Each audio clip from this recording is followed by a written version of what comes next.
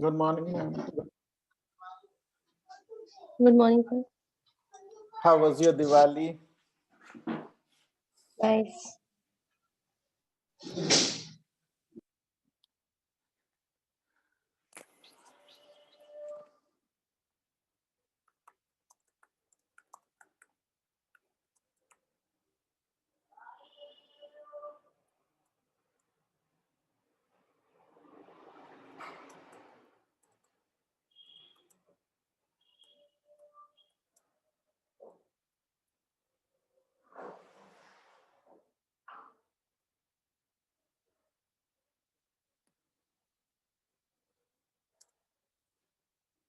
Hello, Mavish.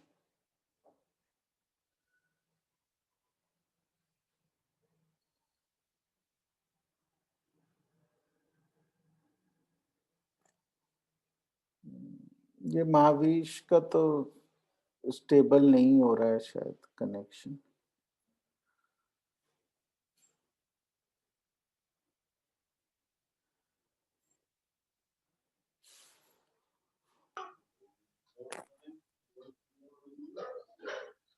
मैविश network issue है। नहीं, उसका स्टेबल वो माइक उसका ऑन ऑफ हो रहा है बार बार महावीश का ना। मैं एक बार जरा मैसेज भेज देता हूँ स्टूडेंट्स को ज्वाइन करने के लिए।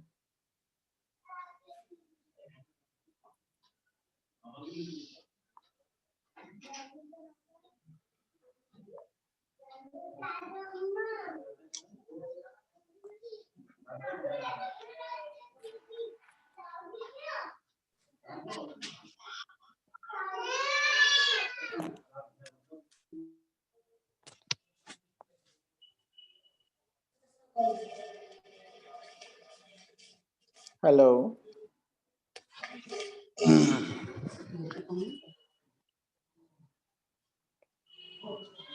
अभिषेक, महिमा,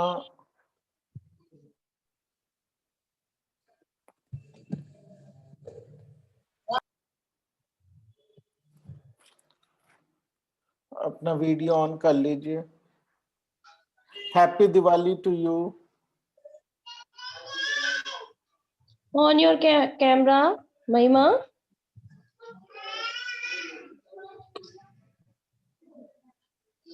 महावीश, महिमा, बेटा कैमरा ऑन कर लीजिए। Good morning, ma'am. Good morning, sir. Good morning. Happy Diwali to you.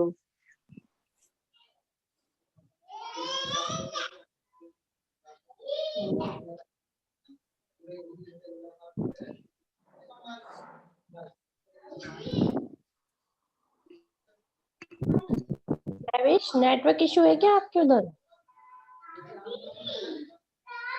Ma'am पता नहीं आज कुछ टेक्निकल प्रॉब्लम्स सी हो रही है, बार बार डिस्कनेक्ट हो रहा है, अपना पता नहीं क्या हो रहा है। Okay.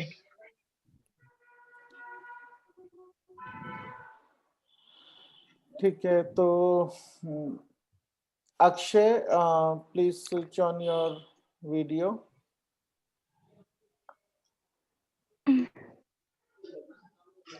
Akshay Nagar, can you hear me? Good morning, sir.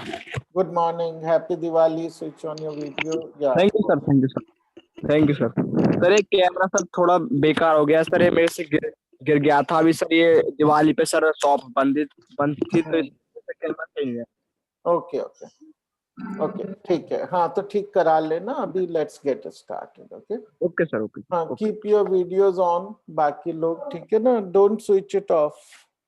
सो ठीक है, हम कैपेसिटेंस चैप्टर कर रहे थे before Diwali. We will continue with that revision.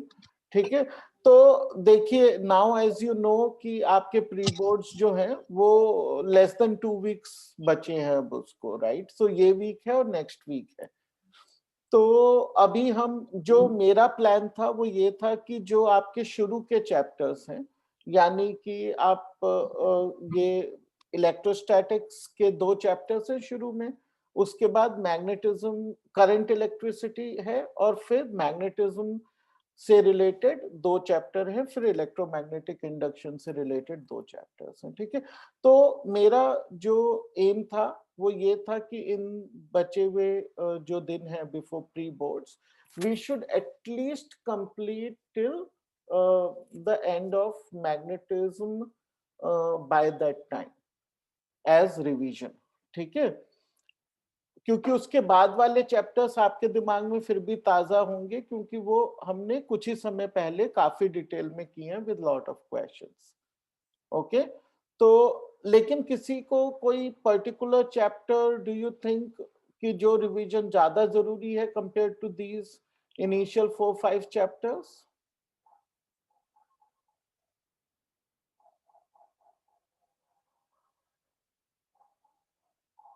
Any student thinks कि हम मैग्नेटिज्म तक I plan to do the revision and I think कि जो राजीव सर और अंबास्ता सर हैं वो आपको पीछे के चैप्टर्स रिवाइज करा रहे हैं, right?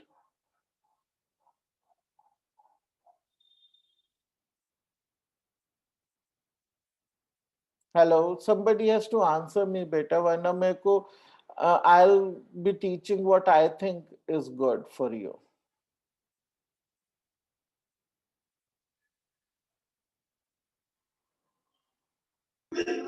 On your camera. Abhishek, Mahima, answer दो. Akshay.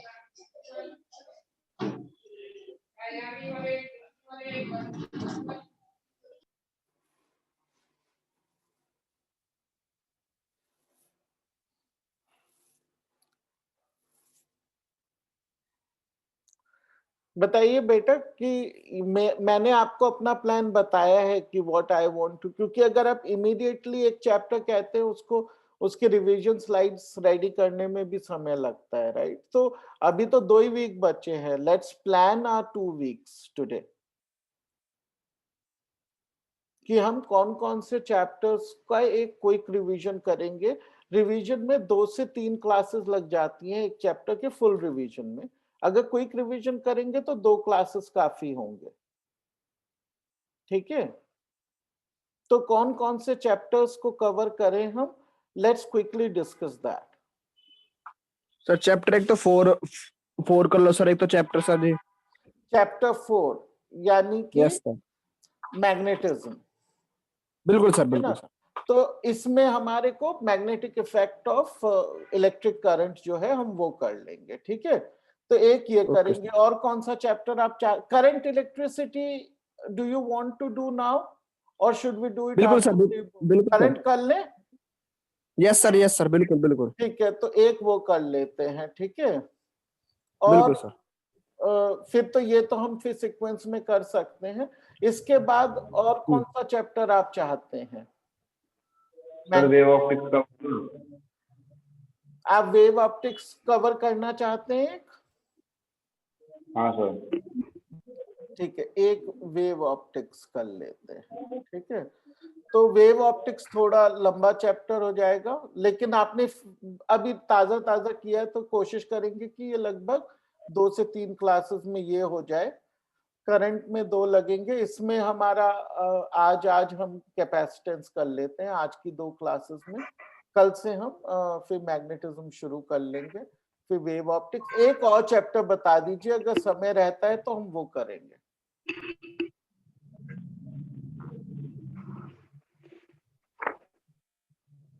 जिस चैप्टर में थोड़ी भी आपको लगता है कि समझने में या क्वेश्चंस करने में कठिनाई आ रही है।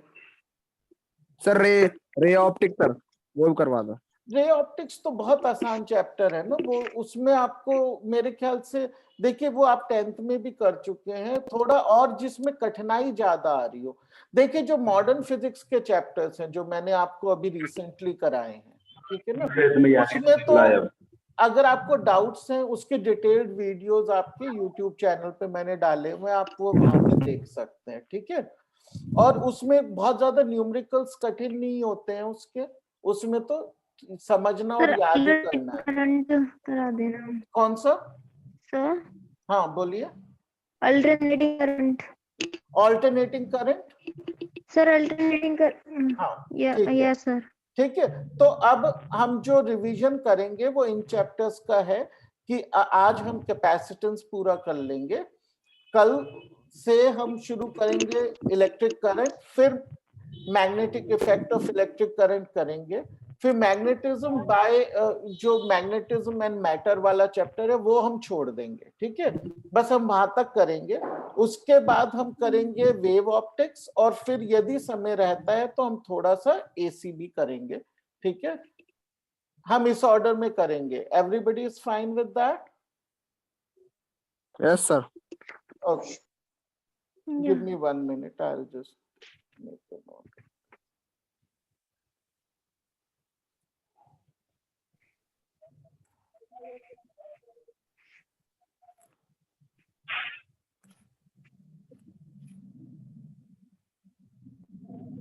Okay.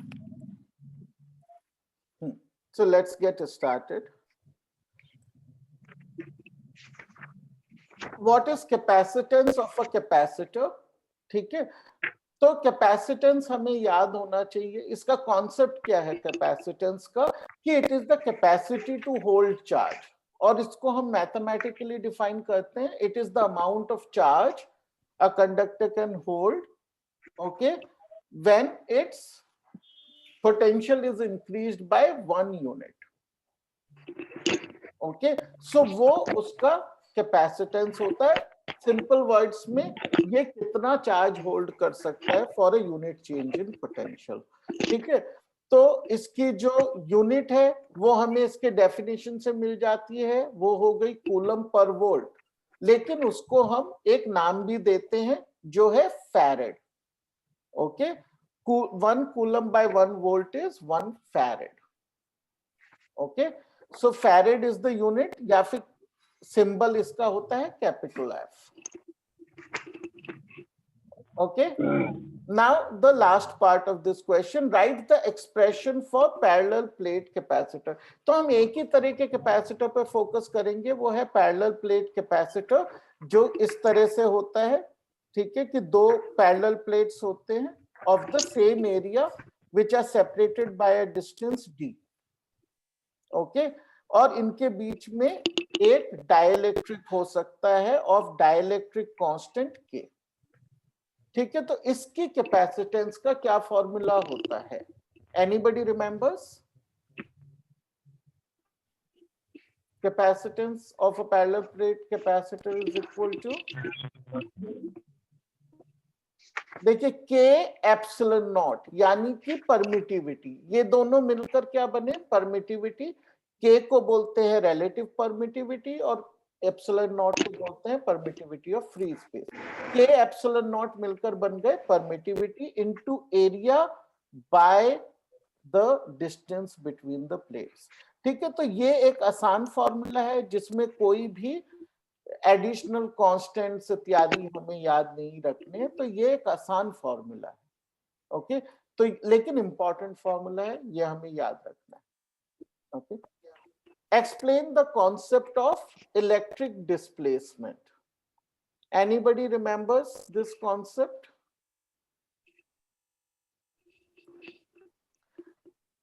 ठीक है, तो ये इलेक्ट्रिक डिस्प्लेसमेंट के क्वेश्चन पे न्यूमेरिकल्स कम आते हैं, लेकिन ये क्या चीज शो करता है? ये शो करता है हमें सेपरेशन ऑफ फ्री चार्ज, ठीक है। तो एक कैपेसिटर में कितना सेपरेशन ऑफ फ्री चार्ज है, उसका मेजरमेंट क्या होता है? Electric displacement. यानी कि जो केवल फ्री चार्ज की वजह से, फ्री जो चार्जेस डिस्प्लेस हुए, केवल उनकी बात हो रही है, जो पोलराइजेशन हुआ है हम उसकी बात नहीं कर रहे हैं यहाँ पे, ठीक है। तो इसको, जो इलेक्ट्रिक डिस्प्लेसमेंट को हम किस तरह से समझते हैं? Anybody remembers? देखिए, दो प्लेट्स हैं, ठीक है, इस पे यहाँ पे मान लीजिए पॉजिटिव चार्ज है, यहाँ पे नेगेटिव चार्ज है, बीच में एक डाइलेक्ट्रिक डाल दिया गया, तो डाइलेक्ट्रिक पोलराइज हो जाएगा, ऑपोजिट चार्जेस इस पे जनरेट हो जाएंगे, लेकिन ये बाउंड चार्जेस हैं। अगर यहाँ पे डाइलेक्ट्रिक नहीं होता तो एक इलेक्ट्रिक फील्ड होती E0, ठीक है, और एक फील्ड यहां जनरेट हो गई, क्या है वो हो गई पोलराइजेशन की वजह से। और वो क्या फील्ड है, वो है पोलराइजेशन बाय एप्सिलॉन नॉट। ठीक है, तो इसका मतलब हम ये कह सकते हैं कि जो नेट फील्ड यहां पर है वो है in the direction perpendicular to the plate. It is equal to sigma by epsilon naught. We know already this is the value of the field minus the field because of the polarization.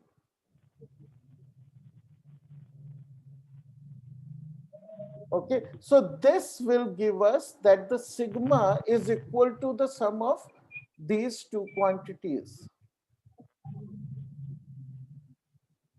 ये दोनों vector quantities हैं, इसका dot product ले लेंगे, ये sigma होता है।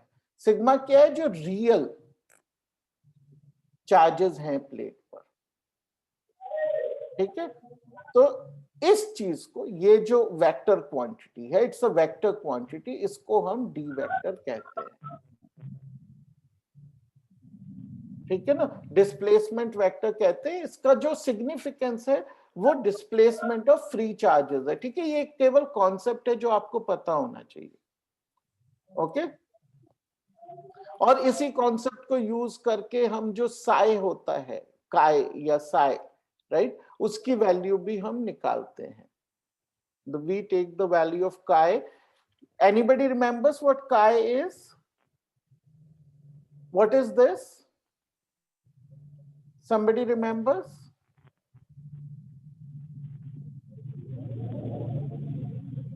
बेटा बताइए, किसी को याद है ये काय क्या चीज होती है?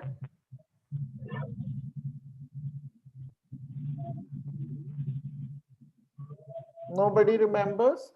ये बहुत ही इंपॉर्टेंट चीज है, इसको बोलते हैं electric susceptibility. Okay, electric susceptibility होता है काय, और इसकी वैल्यू होती है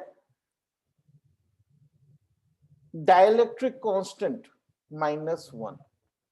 ठीक है, तो इसकी डेरिवेशन भी हम इसी मेथड से करते हैं, but that is not very important. What you should know is काय इज इक्वल टू k-1। इतना मिनिमम याद होना चाहिए। डेरिवेशन याद होना भी अच्छी बात है, लेकिन ये जरूर याद होना चाहिए। ठीक है, चलिए आगे बढ़ते। What is the energy stored in a capacitor? ठीक है, again we will not do the derivation. What is the formula for this? देखिए, एनर्जी का फॉर्मूला है 1 into half into Q into voltage.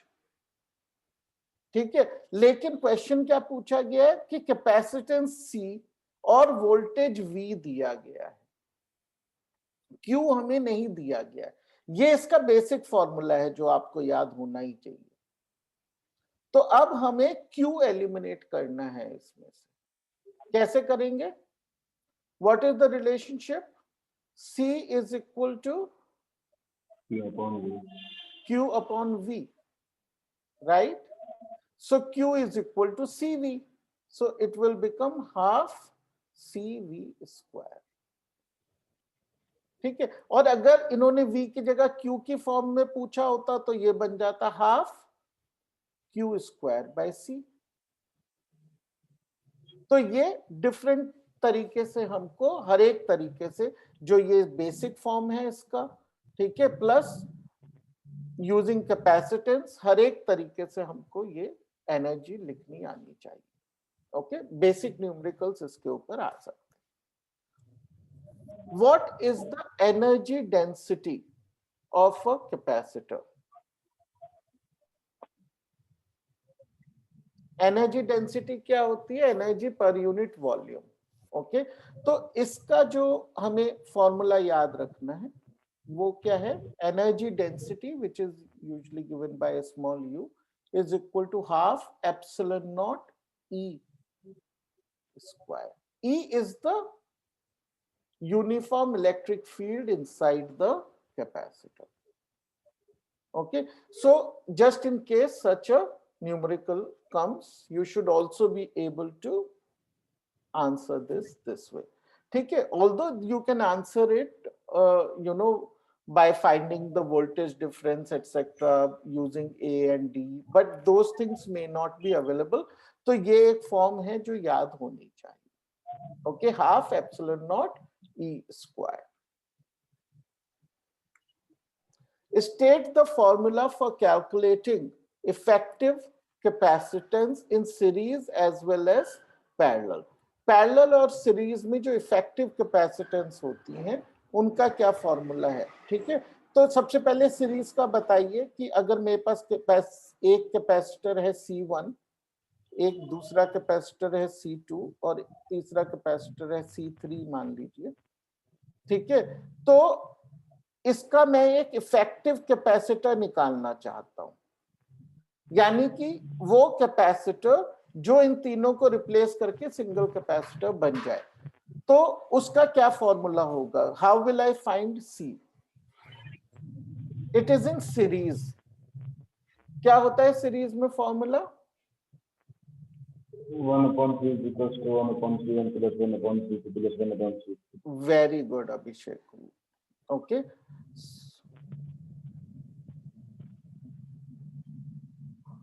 ठीक है, तो आपको कुछ आइडिया लग ही रहा है कि हमने रेजिस्टेंस में भी ये चीज पढ़ी है, लेकिन यहाँ पे इंटरेस्टिंग बात क्या है कि जो फॉर्मूला रेजिस्टेंस में सीरीज के लिए होता है यहाँ पैरेलल के लिए, जो पैरेलल के लिए उसमें होता है यहाँ सीरीज के लिए. तो ये एकदम रेजिस्टेंस से उल्टा बिहेवियर होता है. That is the way you should remember. अब ये जो है, अगर मान लीजिए मुझे इसी तरीके से कैपेसिटर्स मिल गए जो पैरेलल में है, तो अब इफेक्टिव कैपेसिटेंस क्या होगी? So C is equals to C1 plus C2. Very good. C1 plus C2. ठीक है ना, तो एकदम रेजिस्टेंस से उल्टा इसको सॉल्व करते हैं. उसके अलावा यहाँ कोई प्रॉब्लम नहीं. What is define the dielectric constant of a medium. क्या होता है dielectric constant?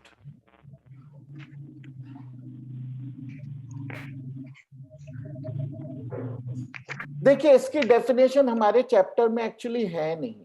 Right, let me tell you that. तो इसको अगर इस तरह का हमारे पास, मैंने ये जो क्वेश्चन इसीलिए पूछ लिया आपसे कि एक बार बोर्ड में ये पूछा जा चुका है.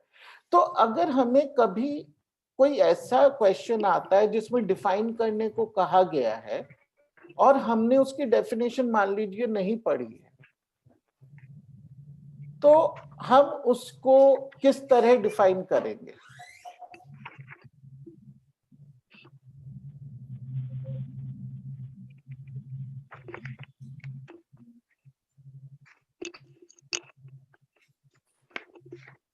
बताइए, कुछ आइडिया है? It could be a wrong answer, I am fine. हम क्या चीज यूज कर सकते हैं इसको डिफाइन करने के लिए? क्योंकि बुक में तो डेफिनेशन नहीं है. सर हम इसका सिंबल बता सकते हैं और डायमेंशन वगैरह बता सकते हैं, लिख सकते हैं उसमें. हाँ, वो आप कर सकते हैं, लेकिन जब तक definition needs to be a statement of what it is, right? तो देखिए सर ये भी तो सकता है maximum value of electric field in which a dielectric materials can be break down as. हाँ, वो जो होता है, वो जो आप बोल रहे हैं, वो डाइलेक्ट्रिक कांस्टेंट नहीं है. और उसका थोड़ा, हाँ देखिए, वो डाइलेक्ट्रिक कांस्टेंट नहीं है जो आप बता रहे हैं, वो डाइलेक्ट्रिक स्ट्रेंथ बता दिया आपने. हमें तो डाइलेक्ट्रिक कांस्टेंट यानी कि के, इसकी डेफिनेशन बतानी है. ठीक है, तो अब हम ये जानते हैं कि फोर्स का फॉर्मूला क्या है. देखिए, कूलम में फोर्स का फॉर्मूला क्या होता है? 1/4 pi epsilon naught Q1 into Q2 by R square. Right, ये कब होता है? Force in vacuum. अगर मैं यही चार्जेस किसी मीडियम में रख दूंगा तो क्या हो जाएगा? फोर्स इन अ मीडियम 1/4 पाई, ये एप्सिलॉन नॉट की जगह क्या हो जाएगा? एप्सिलॉन रह जाएगा खाली, right? Into Q1 by Q2 by R square. ठीक है, और हमें ये पता है के क्या होता है, एप्सिलॉन बाय एप्सिलॉन नॉट होता है, राइट। तो हमें कैसे मिल गया, F V by F M is equal to epsilon by epsilon naught is equal to K, right. So dielectric constant एक मीडियम का क्या है, it is the ratio of the force that the charges experience in vacuum by the force they would experience if the charges were within that medium. Understood?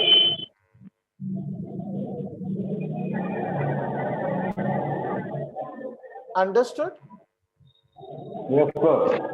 So the definition can be given as, or just to simplify our definition, हम इसको भी unity बना देते हैं, इसको भी unity बना देते हैं, इसको भी यूनिटी बना देते हैं, ताकि हमें कोई क्योंकि इनकी वैल्यू से हमें फर्क नहीं पड़ रहा है कोई भी, right. So we can say the dielectric constant of a medium is the ratio of the force experienced by two unit positive charges placed at a distance, placed at a unit distance from each other in vacuum to the force experienced when the same charges are placed at the same distance in the medium.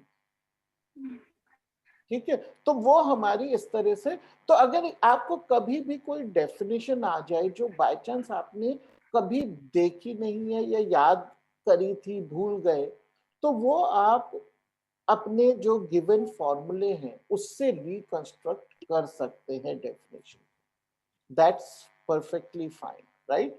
उसके अलावा जो है आप उसका जो dimensions बता सकते हैं, जैसे डायरेक्ट्रिक कांस्टेंट में हमें पता है कि यहाँ से हमें क्लियरली पता चल रहा है ये फोर्स बाय फोर्स है, तो इसका मतलब ये रेशियो है, राइट, तो डायमेंशन लेस है, राइट, क्योंकि इट्स फोर्स बाय फोर्स, हमें इमीडिएटली पता चल गया कि ये डायमेंशन लेस भी है,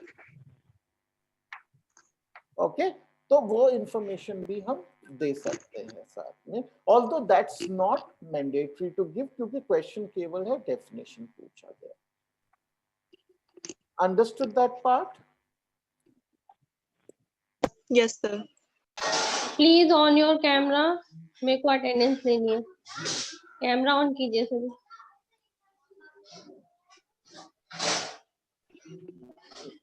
महिमा, महावीश, बेटा camera on. Abhishek, Mahima, Yes, ma'am. On your camera.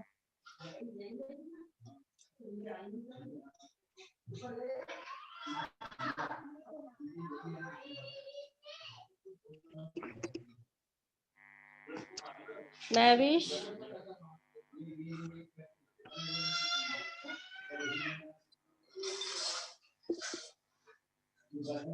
Okay sir, हाँ ठीक है। So what is the geometric shape of equipotential surfaces for an isolated unit positive charge? यहाँ पे एक isolated unit positive charge है, ठीक है ना, +1 कूलम, 1 कूलम।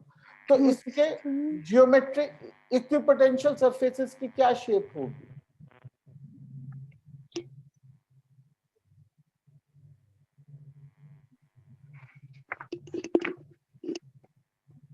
क्या होगी? Anybody nose?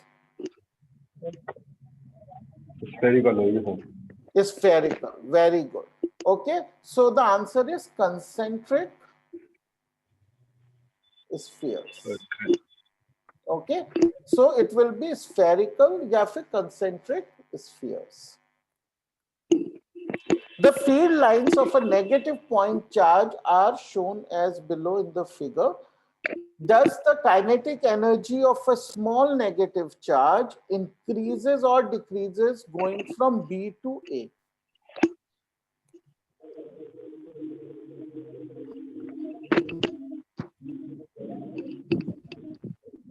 एक स्मॉल चार्ज है, नेगेटिव चार्ज, वो B से A तक जा रहा है, तो उसकी काइनेटिक एनर्जी बढ़ेगी या घटेगी? बढ़ेगी सर।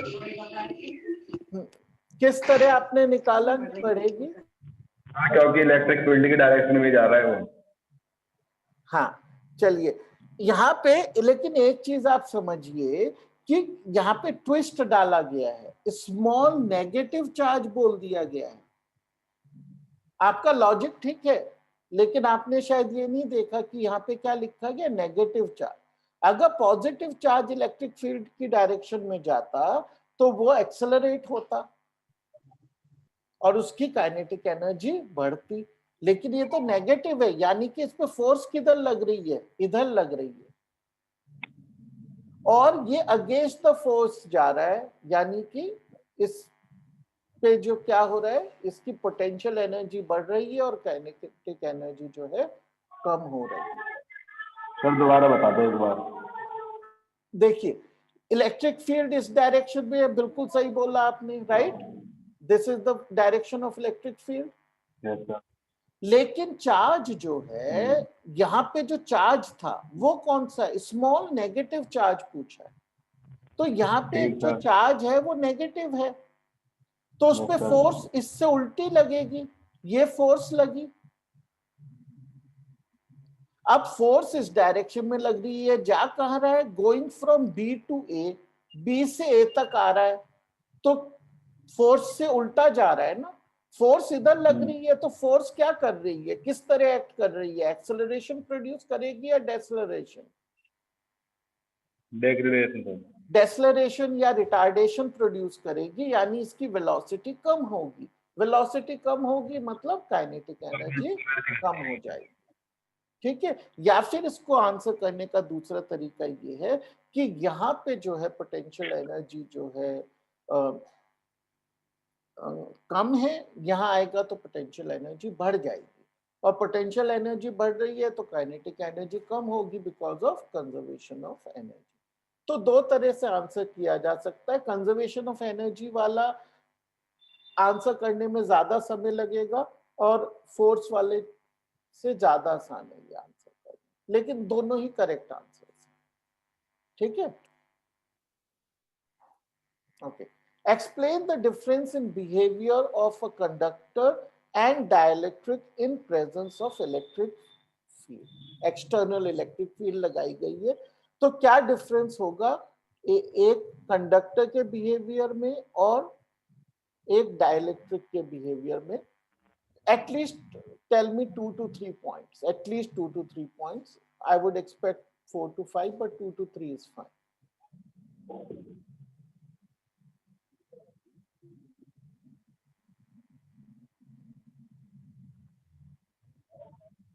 ठीक है, एक कंडक्टर है, एक डाइलेक्ट्रिक है, दोनों को एक्सटर्नल फील्ड में डाल दिया है, तो क्या क्या बिहेवियर्स होंगे?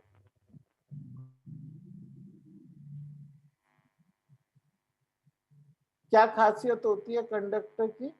कंडक्टर के अंदर फील्ड जीरो हो जाएगी, राइट।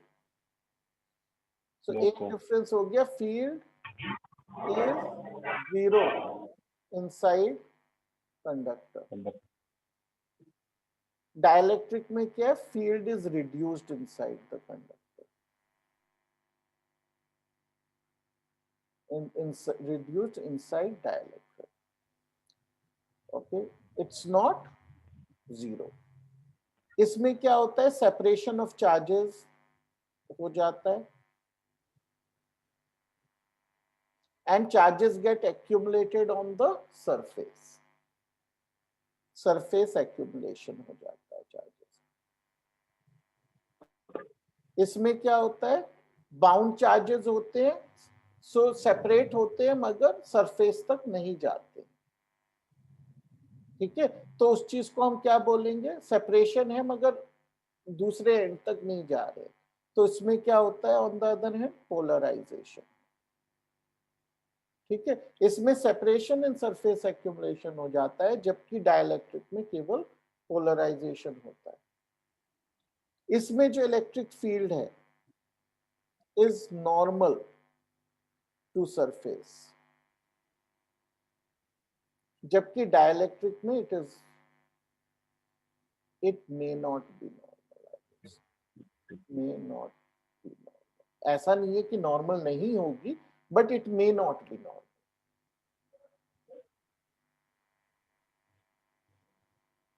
ठीक है ना? तो ये डिफरेंसेस हैं जो मेजर डिफरेंसेस हैं। आप इन्हीं डिफरेंसेस को कई बार स्प्लिट करके 4-5 भी लिख सकते हो, बट ये major differences. Okay, a point positive charge plus q is placed at point O as shown in the figure. Is the potential difference VA minus VB positive, negative or zero?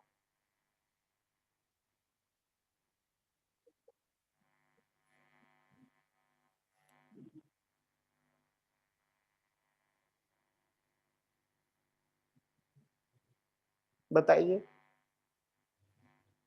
ये positive है charge, तो potential गिरता जाएगा, distance बढ़ेगा। क्या formula होता है potential का बिकॉज ऑफ आइसोलेटेड चार्ज? फटाफट कोई बताएगा मुझे। 1/4 पाई एप्सिलॉन नॉट, ये Q बाय आर, ये होता है ना फॉर्मूला। तो ये तो पॉजिटिव नंबर है अभी, क्योंकि ये पॉजिटिव Q है, तो ये नंबर पॉजिटिव है और R बढ़ता जा रहा है, तो ये नंबर छोटा होता जा रहा है। यानी ये जो VA है और यहाँ पे V है, तो VA is greater than VB। If VA is greater than VB, then VA minus VB is Positive. positive. Okay, so VA minus VB is greater than 0 or positive. ठीक है? Can two equipotential surfaces intersect each other?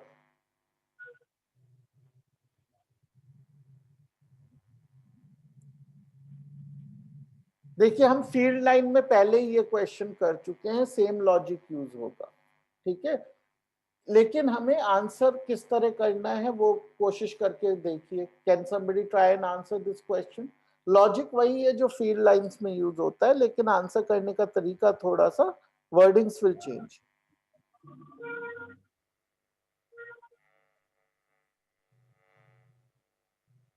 Anybody can answer?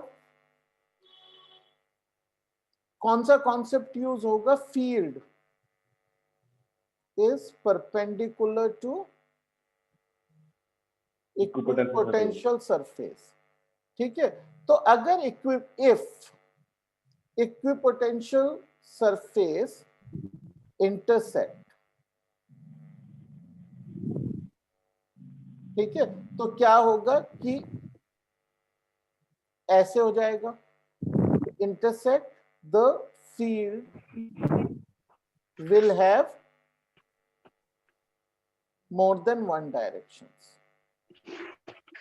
Yes, sir. Okay, which is not possible, and hence they cannot intersect. So we argue by contradiction, and it's the same answer जो field में है। बस केवल अगर हम ये वाला line सबसे पहले लिख देते हैं that the field is perpendicular to the equipotential surface, उसके बाद टेक्निकली हम वही आंसर लिख रहे हैं जो फील्ड में लिखा था। अंडरस्टूड? ठीक है, we are not left with enough time to do this question. From this question onwards we will start in the class after an hour. ठीक है, so please make it a point that you attend that class. Okay, it's we will complete this and we will start with more chapters in the next session. Okay.